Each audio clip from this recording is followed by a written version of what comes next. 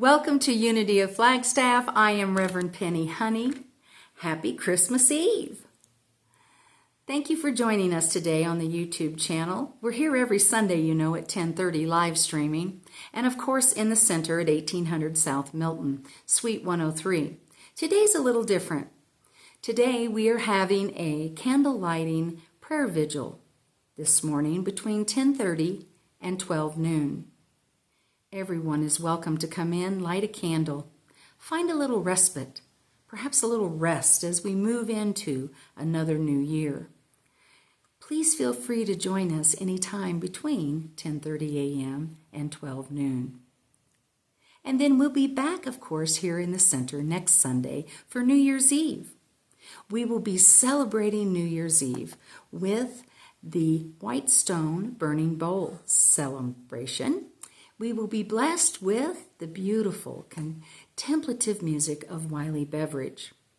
We'll be writing down what we want to release as we step into the new year. Those things that we choose to no longer carry with us. We'll write them down and throw them in the fire pit. We'll see them transformed and released into the universe to serve elsewhere. And then we'll come in more contemplative music and quiet as we contemplate our aspirations, our intention, our focus for 2024. We'll then record that on a white stone from Jerusalem that we will be providing each attendee with. We look forward to being a part of this very meaningful, very deep, and very connecting celebration. Again, that's next Sunday here at the center at 10:30 a.m. And we'll be live streaming, so be sure and join us then. Thank you again. And today, we're going to talk about joy. Through the course of this series, we've been talking about the elements of Advent: hope, love, peace, and this week, joy. In this season of birth, we are reminded that Advent actually means the arrival of something important, something spectacular, and the preparation for that. We have also discovered that the word adventure in our Adventure of a Lifetime series is a derivative of the word Advent, and that adventure actually means an unusual and stirring experience. Are you ready? Historically, Unity has viewed the season of Advent as an inner search of mind and body, a time of hope and renewal, a time of restoration, a time of an unusual and stirring experience, of the birth of the Christ within us, to stir up that knowing that the Christ is the divine idea of the human, the perfect idea of spirit. Coming from divine mind, our higher power. Again, coming from, if you want to call it Ethel, lots of love to all our Ethels out there, whatever you call it. The true spiritual higher self of every individual is what we're speaking in. Each of us has within us that Christ. It is our divine nature. As we express from these human beings that we are, we remember that Jesus was a great example of this divine human expression, a great example, not an exception. And in that serving as an example, we get to remember what is possible. We get reminded of the potential that is within each and every one of us. It is a stirring adventure, isn't it? To lay hold of us. And to be, if it is through the literal interpretation, so be it. If it is through the literal interpretation of the Christmas story, so be it. If you find peace and it brings you closer to your understanding of your divine nature, go for it. Perhaps it could be like some Christians who don't even celebrate Christmas in a traditional way, such as the Quakers, the Jehovah's Witnesses, and unity communities like this one. Or possibly that can be found in the wisdom of the Torah or the practices of the Islam or Hinduism or Buddhism teachings. Maybe it's a hike in the woods. Maybe it's sweeping your patio. Maybe it's making soup. Maybe it's being with family. Whatever the practice that stirs within you that knowing of your true nature, that's what we're talking about. Be with that. Find that. And in this series, we committed to seeing how the elements of Advent, hope and love and peace and joy, actually apply and impact our daily life.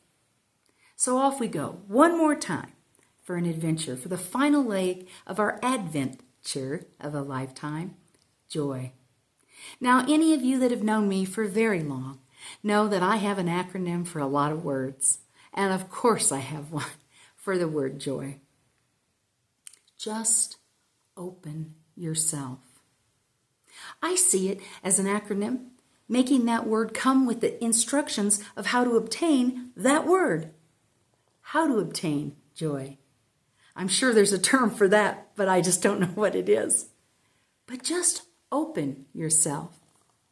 As we think into joy, someone said to me, I bet the next message about joy is a slam dunk for you. And I smile, and I take that in, and I am filled with joy. But let us not misinterpret high energy and fun as any more than an expression of the joy that already resides within. This is one of my favorite quotes about joy by Michael Monteith. The most profound joy has more of gravity than it has gaiety in it. That's the joy we're referring to when we talk about this adventure and looking at these elements. And as it has been true with all of the other elements, hope, love, and peace, it comes down to us. Joy is not in things, it is in us. A quote by Richard Wagner and every spiritual teacher I've ever known.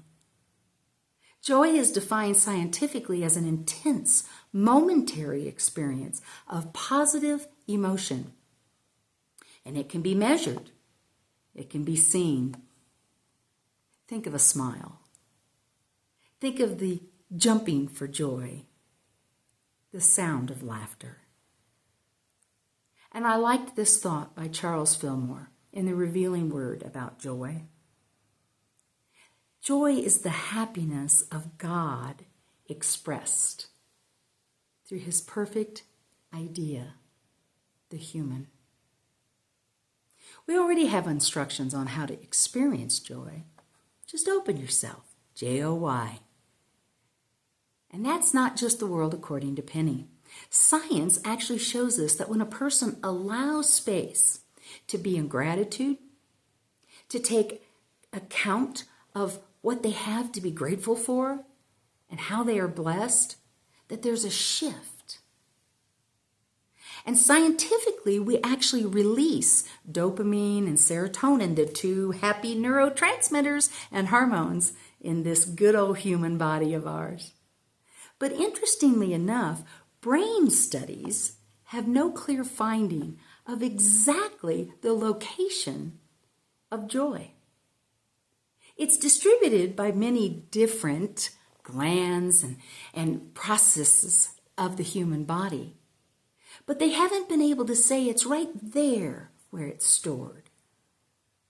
We feel joy in our body because of the release of dopamine and serotonin, but they still can't put their finger on it. And I thought that was interesting. In fact, I saw that as support in just open yourself and you will experience joy because it's innate. It's within us. It's not one-dimensional, shall we say. And much like its cousins, by Advent, hope and love and peace, it's innate. We can see how it affects us. We can see how it affects the world. We even know how to get a really good joy hit. Just think babies, puppies, kitties, filled with joy. And science tells us we know it's there. We know that it is indiscriminate.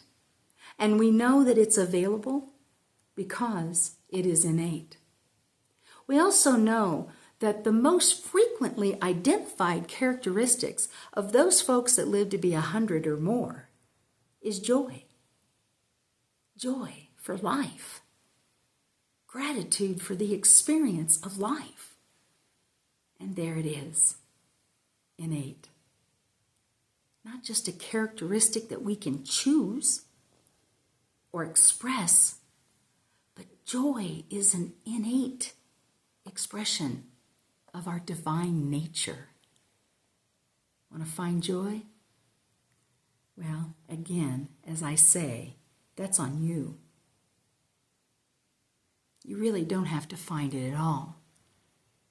You have to remember, it resides within you. No one needs to go down to the corner store and buy you a quart of joy, although Rocky Road isn't bad. No one needs to pour you a drink. No one can tell you enough funny jokes for you to experience joy, because it's already there. It's present. It's true.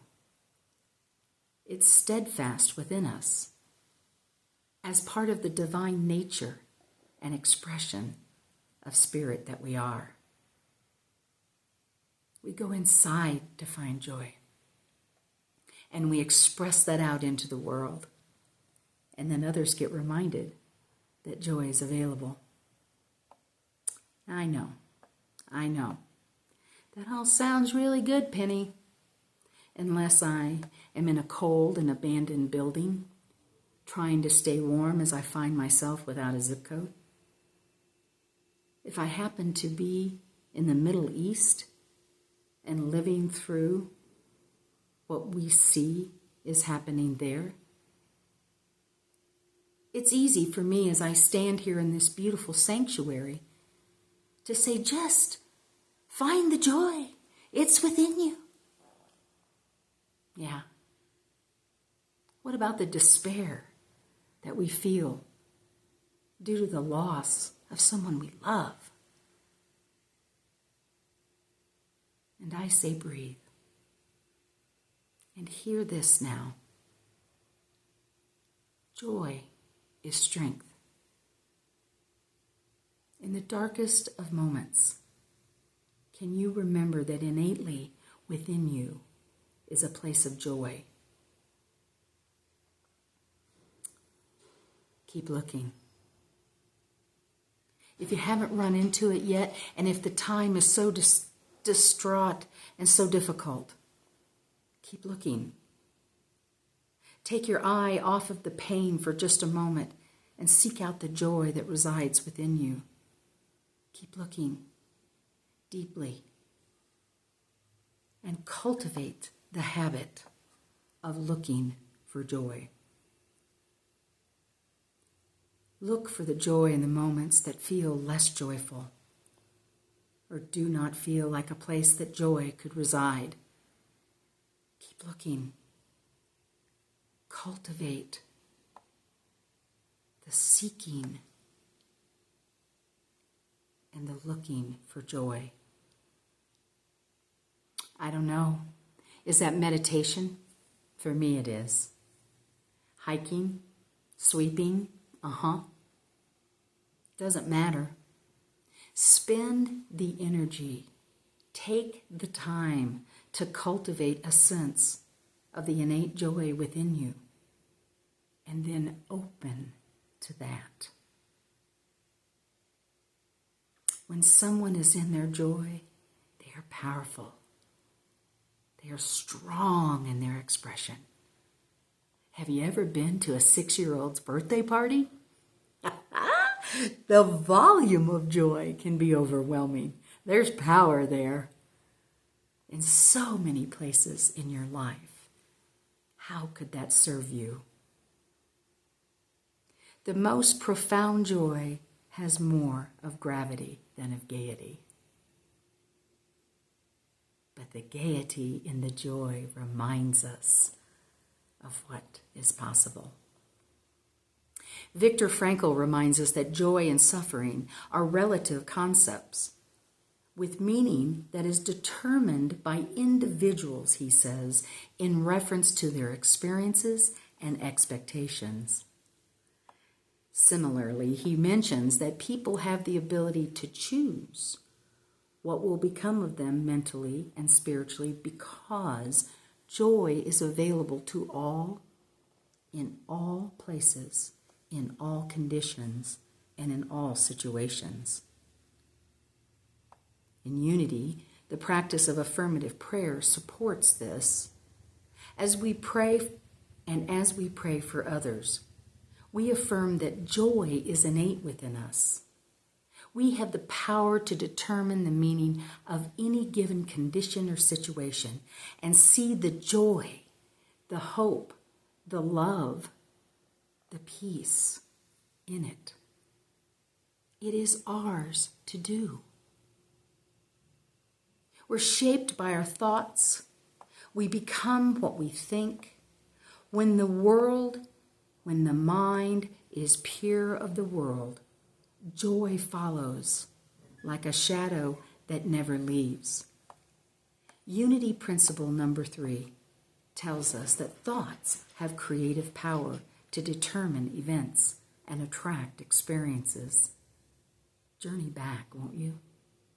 Just open yourself to the strength, to the power, to the connection of the joy that is within you. Participate in the adventure of a lifetime by seeing the strength of joy within, the joy that is within you by divine right. Now that may feel a little fluffy, but my question to you is, how is it working for you in your life right now? Do you have all of the joy that you desire in your life? And if you do, I am celebrating that with you. But if you don't, I encourage you, just open yourself. Create the habit of looking for the joy in every situation, in every event. Are you doing that, or are you waiting for joy to show up? Are you just staying satisfied with the smidgens of joy that you see peek through every now and again, maybe at the holidays? Just open yourself to that deeper understanding of joy, that reflection of the divine nature that you are. Ernest Holmes reminds us, I am a gift of joy that God gives to a wonderful world. Get out there and start sharing that gift, modeling that in the darkest of times, in the sadness, in the world that we are in right now, there is the gift of joy within us. Affirm with me, I am a gift of joy that God gives to a wonderful world. I am a gift of joy that God gives to a wonderful world. Thank you, my friends. And again, happy holidays. Whether you're celebrating Christmas, Hanukkah, Fiesta of Our Lady, St. Stephen's Day, Kwanzaa, St. Nicholas Day, Boxing Day, we here at Unity of Flagstaff wish you the absolute best. We affirm with you the presence of hope and love and peace and joy within. Blessings, my friends, from your family here at Unity of Flagstaff. Namaste.